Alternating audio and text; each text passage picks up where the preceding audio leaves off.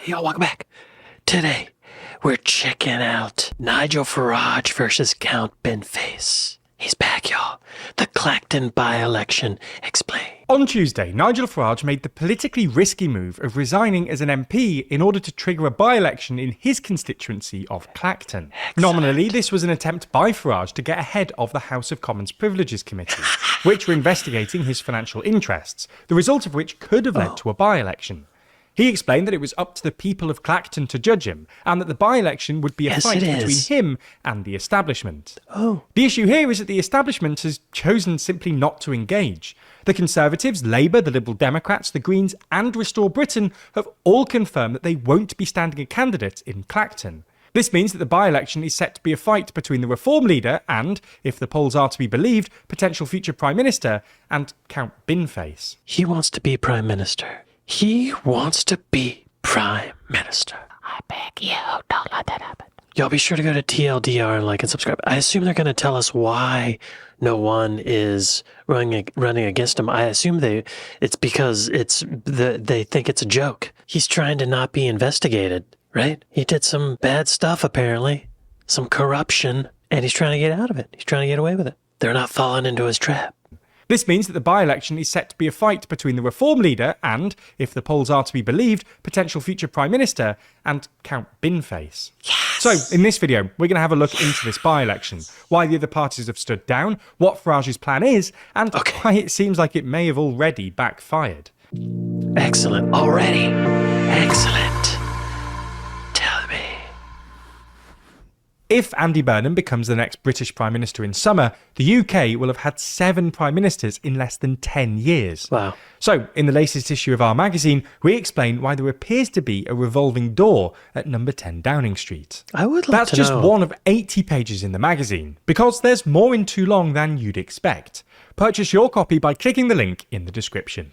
Now, it's worth starting this video by explaining in a little more detail why Farage opted to trigger the by-election. In the last few weeks, Farage has been under some serious pressure. His party has struggled in a number of by-elections, which has damaged their momentum and raised serious questions about their ability to actually meet expectations in the Caerphilly by-election result. Gordon and Denton by-election result. Makerfield by-election result. Who's who, though? Is his party red or blue? I think they're blue, right? Because in Britain, it's reverse of what America is. The Conservatives are blue, I think. Westminster voting intention. Ah. Separately, the media have highlighted a number of occasions in which Farage hadn't declared his financial interests in the 12 months before he became an MP in 2024, Why wouldn't he declare as is required. Farage largely claimed that he didn't need to declare these interests, as they were personal gifts or benefits, which, as per parliamentary rules, don't need to be declared. Nonetheless, the Parliamentary Standards Commissioner opened an investigation, and it looked likely that Farage may have been found to have broken the rules. If he has nothing to hide, what's wrong with an investigation, right? If the Standards Committee decided that an appropriate punishment would be a suspension from the House of Commons of more than 10 days, then a recall petition would have been triggered, and if this petition garnered the signatures of more than 10% of Clacton constituents, then a by-election would have been called. Instead of sitting and watching the Standards Commissioner and committee slowly work through this process, Farage seems to have opted to get out ahead of it, and opted to call a by-election himself. In a video on Tuesday, Farage stated that the people of Clacton should be the judges of my actions. Oh. That goes without saying, doesn't it? That goes without saying. And tried to frame the by-election as a fight between him and the establishment. There are, though, 2 major issues with Farage's logic. Okay, the establishment is not taking part. The first issue, as we explained in a video earlier this week, is that the Privileges Committee will not drop their investigation now that Farage has kick-started a by-election of his own. Yeah, he just assumed they were going to stop investigating him. Why would they stop? Why would they stop? Keep it going. They will continue their work if and when he's re-elected, and could well suspend him from the House. This means that a pathway to a second Clacton by-election later in the year remains open. Oh, okay. So, even though they're having this, or he's calling for this by-election, he's resigning to cause a by-election now, there still might be another by-election later. So that's probably also why the other parties are not partaking in this, is because it's like a waste of money. Right? In other words, Farage hasn't avoided a by-election nominally triggered by the Standards Committee. He's just delayed it with an additional by-election. The second issue is that, in order to claim a victory over the establishment and rebuild some momentum for reform, the establishment needs to actually participate. Over the course of Tuesday evening, though, we saw statements from each party announcing that they would not stand against Farage in the Clacton by-election, stating instead that they would stand in any future Clacton by-election triggered by the Standards investigation. Conservative leader Kemi Badenoch called Farage's move a gimmick and said her party would not stand in the, quote, fake by-election. That's a great word. It is a gimmick. That's the word I was looking for. It's a gimmick. Labour called the whole thing a circus, and its National Executive Committee agreed it would not stand. That's a better word, a circus. Lib Dem leader Ed Davey said his party was not standing and would refuse to give oxygen to Farage's vanity project. Vanity project? That's a good phrase. That's better than gimmick, but not as good as circus, I would say. The Green Party also confirmed its local members had decided not to stand in the by-election. And Rupert Lowe, the former Farage ally, now leader of the rival Restore Britain, said Restore would not stand in the, quote, reform-sponsored media circus. Media circus? That's good. Now, at face value, you might think these are strange decisions. After all, aren't they just guaranteeing Farage's re-election by an even bigger margin? Well, yes, they are effectively handing victory to Farage, but the logic makes sense. By refusing to stand, they deny Farage a proper contest, take any shine off the by-election and his presumptive victory, and can paint Farage's move as a selfish, farcical one that comes at the expense of the taxpayer. Without the mainstream party standing, it's harder for Farage to make his case that it's a people versus establishment by-election. And with no other mainstream candidates to scrutinise, one imagines that attention will not shift from his financial scandals. Right, that's just going to bring it in. He's pulling himself into the headlines more. Y'all, I just want to make note. Count Binface has not even been mentioned yet in the lead up to this, right? And he already looks like a joke. Farage, I mean. This is wonderful. I love democracy. When it works. And for the non-competing parties, it saves themselves from spending time, money and resources on a by-election that they likely would have lost anyway. There is actually precedent for this. Back in 2008, Conservative MP David Davis, aiming to highlight and protest against the Labour government's 42-day terror detention plan, resigned from Parliament and stood again in the subsequent by-election. Neither the Liberal Democrats or Labour stood in that by-election, declaring the whole thing a political stunt by Davis. Of course, Davis won with 72% of the vote, but the wind had been taken out of his sails, and it's remembered as a bit of a damp squib. But back to Farage, it's not true to say that he won't face any competition.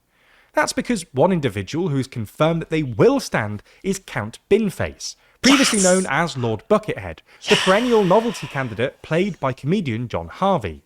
The Count has become a staple of British politics, usually standing in the seats of incumbent Prime Minister.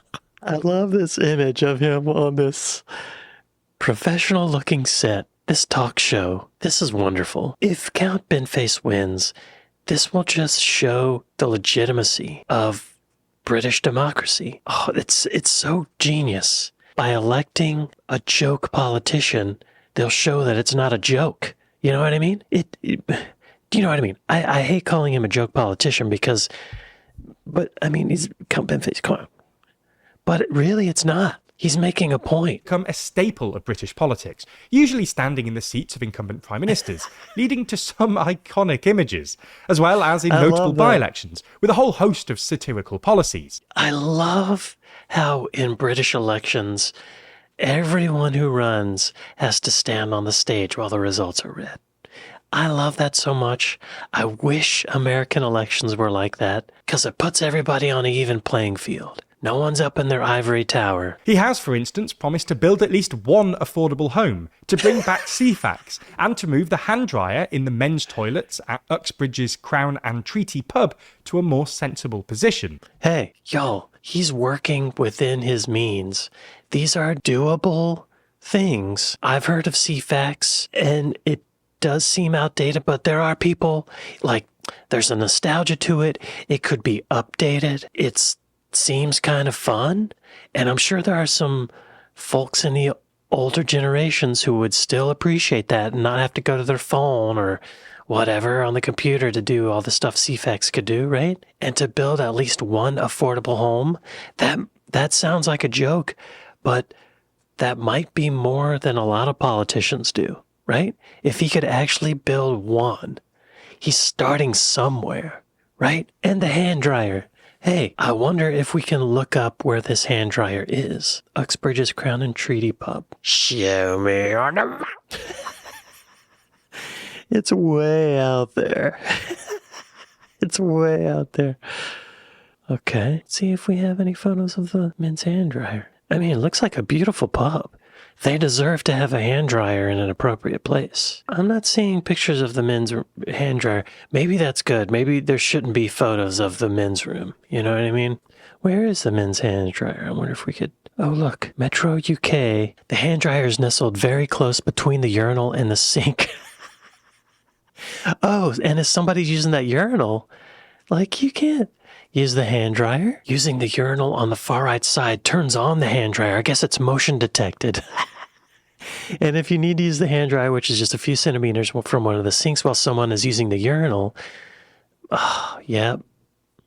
I mean, baby steps, right? These are things he could do. These are probably more things than a lot of politicians get done. Now, we're certainly not saying that Count Binface will win.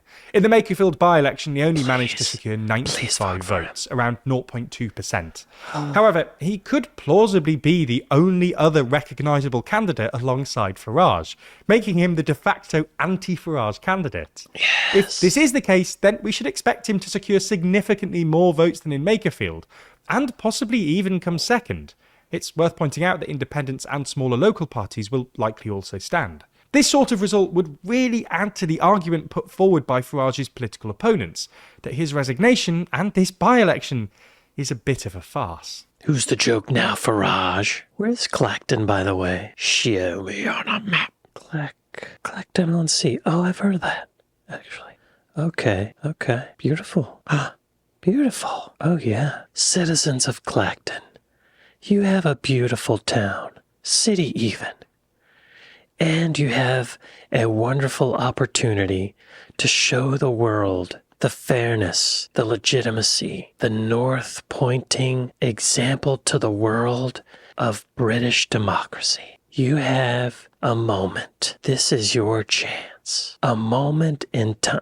Oh, upside down house. A moment to show the world that you mean business, that you are a place that appreciates community, democracy, the British way of life. Look at that. That looks like Santa Monica to me.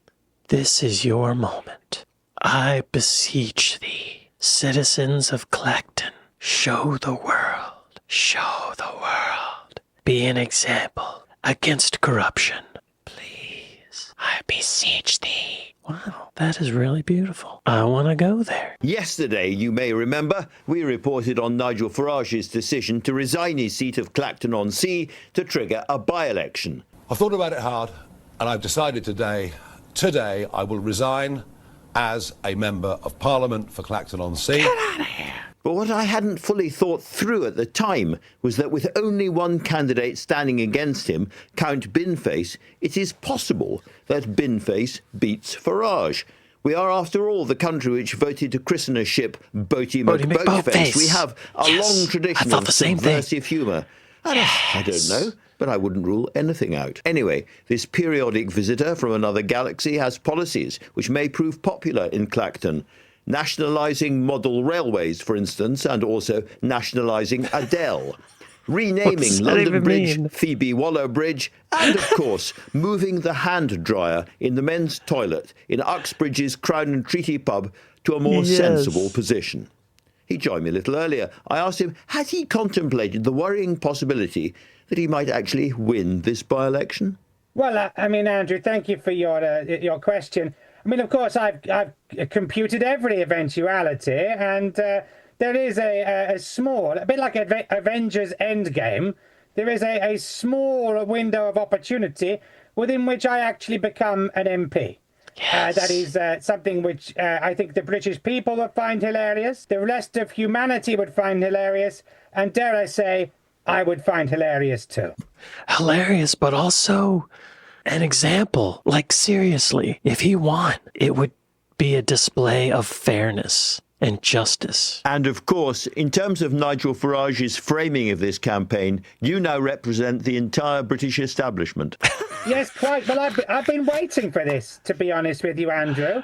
I mean, where's my invite to the Spectator Summer Party, to the Garrick Club, to Wimbledon Royal Box, to last night at the proms? Because I tell you this, if I am part of the establishment, I'm getting NFI'd to a lot of the good stuff. Very good. And in terms of your actual policies, I read out a few of them earlier on. What do you think is going to resonate most with the people of Clacton? Clacton's in London. I know, I'm a Londoner, sorry. Well, I'm from Sigma 9 and I get it right. You've got no excuse. But, no, I take your point. You've got a lot of places to deal with. For the people of Clacton, Clapton or anywhere else, what is the signature policy that's going to take you over the line? Well, this is the thing, you see, Andrew. I mean, I'm not actually on the ballot yet. You know how it works. I need to persuade 10 humans who live in Clacton to nominate me. And indeed, other candidates can do that too. That's the wonder of democracy. And should I get on the ballot, then naturally I will have a fully costed suite of policies that mixes the national and the local. But you can guarantee that I'll be looking at my price capping of 99 flakes at 99 pence. I mean, it's a seaside town. Yeah. That's got to be an easy win, wouldn't you say? I think so.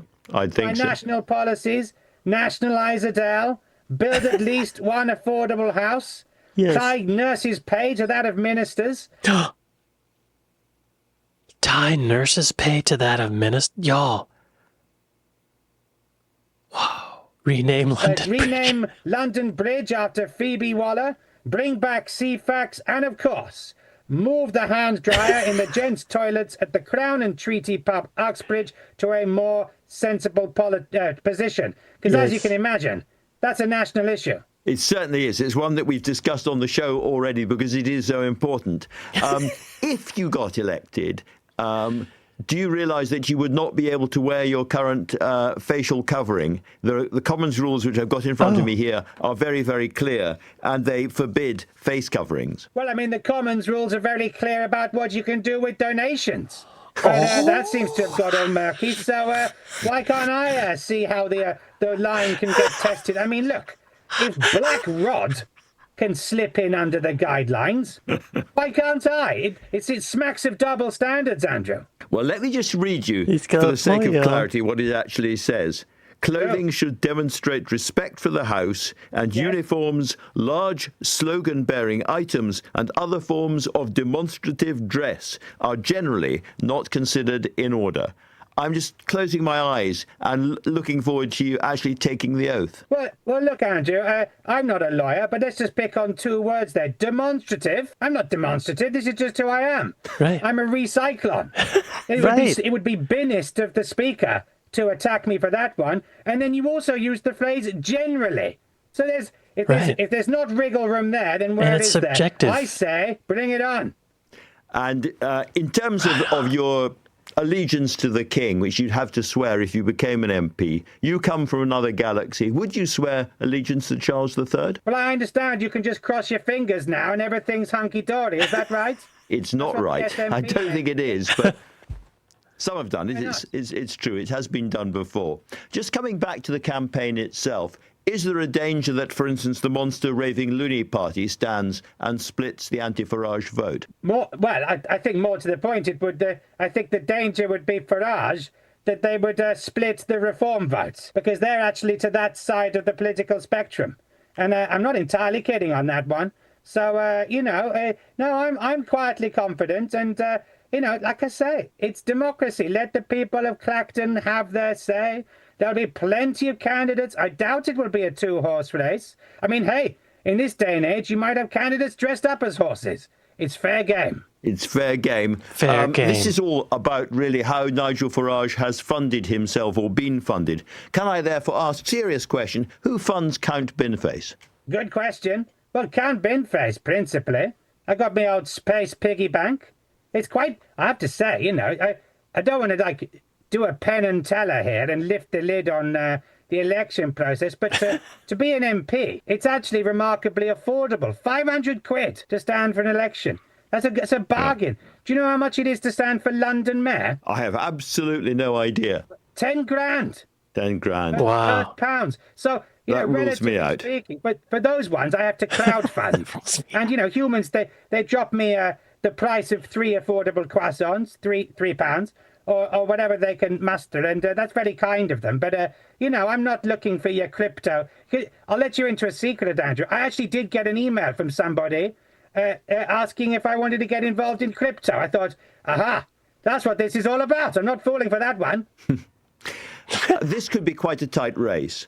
And lots of people who would normally vote Conservative or Labour or Liberal Democrat, but might be anti-reform, will come to you or may come to you.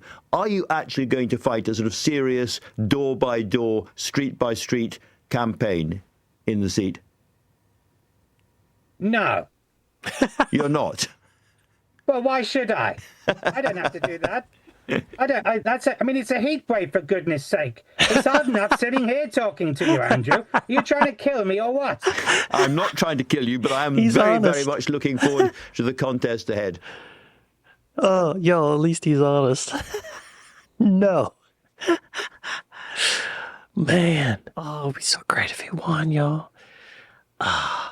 Count Binface. How are you feeling? I'm feeling very excited to talk to the news operation, which seems to flout Ofcom at every turn. Congratulations. Thank you very much. Talk to me about your policies here in Makerfield if you were to be successful. Absolutely. Firstly, all news operations should obey Ofcom rules. Secondly, all news operations should obey Ofcom rules. And I could go on. But now, on top of that, I'm the one who's operated on suggesting my promise that I will reface the traffic lights on Liverpool Road to East Chelsea. How about them apples? And how about this? I pledge you to move the hand dryer in the Crown and Treaty Park, Oxfordshire, to a more sensible position. I know what you're thinking, that's not in the Makerfield constituency. But I stood on that platform for 6 bad years. But how dare these other politicians drop their policies at the drop of a hat, like your Republican neighbour. He's staying true. Your Tory, your Nigel. He's staying true. And I stood on that platform in North Yorkshire and got my record score. So I think the people of Makerfield police insensibly placed hand dryers as much as the rest. Who would you most like to put in the bin? In my bin, I'm quite happy here on my own, thank you very much. Any of the politicians you'd like to bin. drop it to bin? No, you're right. Well, It doesn't have to be your bin. I think that all those parties that sound like things you would do to floppy disks in the 90s, I'm thinking reform, restore, rehash, whatever they're called, I would gladly find a place for them in a bin or preferably the Phantom Zone. Will you hold on to your deposit? I will do Phantom my Zone. very best, and if I do keep my deposits, I will invest it in my What Happened to Sangeeta Meister fund. How are you faring in here tonight? It's very warm in here. You must be feeling quite toasty in there. It is a bit toasty, and we're only just getting started. I'm also enjoying the tit for tat between you guys. We're We're all friends. We're all friends here. She just jumped on her question. He said, are you friends? Of course. But to answer your point, yes, it is a little bit toasty.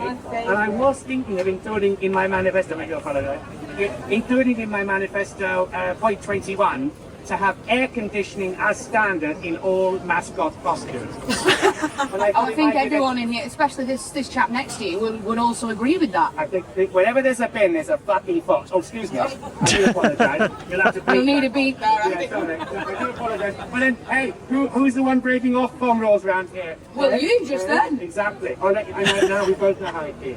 Thank you very much. No, my pleasure. Sorry about that. Way to go, Binface. People of Clacton, please do the world a favor. Elect Count Binface. Show the world democracy is not dead. I'd like to thank my patrons. I'd like to thank my Buy Me a Coffee folks. I'd like to thank Nigel Farage for putting this in motion. I'd like to thank Count Binface for paying $500 to run for MP. Way to go. Thank y'all for watching this with me, and I'll see y'all next time.